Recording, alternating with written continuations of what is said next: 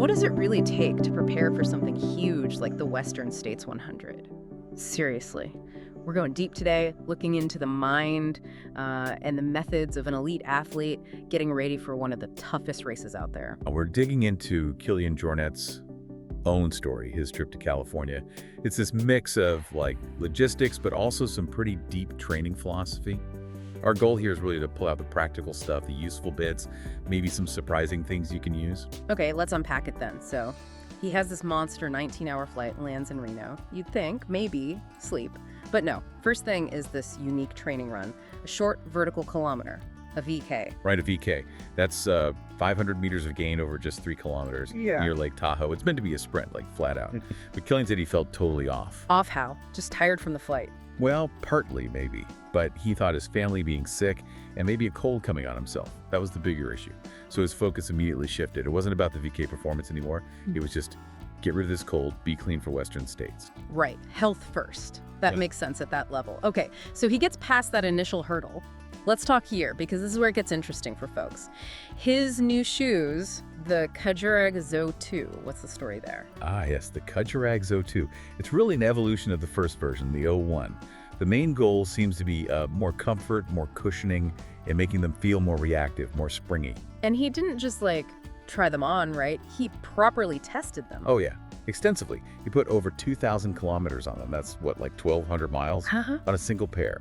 And he found they were faster, yes, but also better suited for really long distances, not just those short bursts. So it's proper data driving the design, not just guesswork. It shows that iterative process, testing, tweaking, retesting. Okay, shifting gears a bit from, actual gears to philosophy. Kilian talks about something he calls biological inertia. That sounds significant. How does that challenge the usual idea of, peaking for a race? It really does challenge it. It's fascinating. He noticed that even though his training focus was on long, slower runs, heat adaptation, stuff like that, and without doing specific threshold workouts, his 20-minute uphill power, his performance actually got better. Better?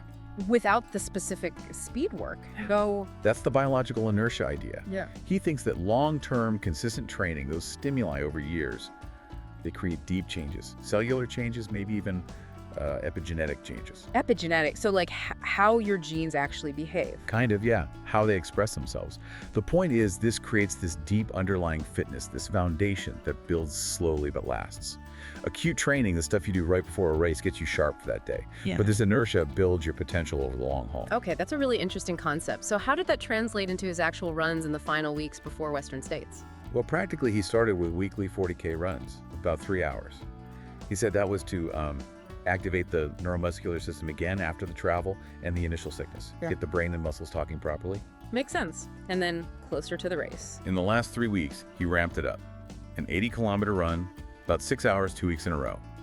Then the final week, a slightly shorter one, 60K, maybe 4.5 hours. Still pretty big runs. Oh, absolutely. And he also did a 30K recon run on a key part of the course, Forest Hill down to the river, just to keep it fresh in his mind. Tactically important. Visualizing the course. Smart. Now, for a quick practical tip, something super specific, what was in his bottle on one of these runs? You mentioned something unusual. Olive oil? Seriously, olive oil. Yep, olive oil.